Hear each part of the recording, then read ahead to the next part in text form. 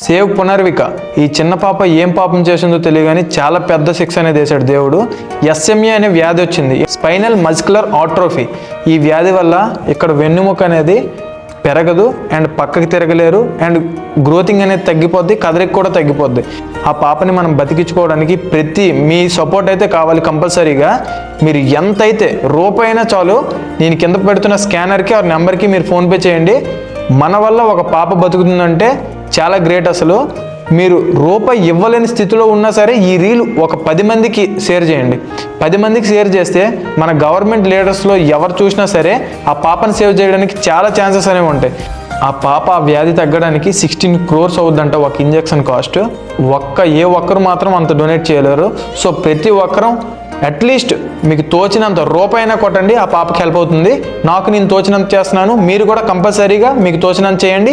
ఈ రీల్ మాత్రం ప్రతి ఒక్కరికి షేర్ చేయండి.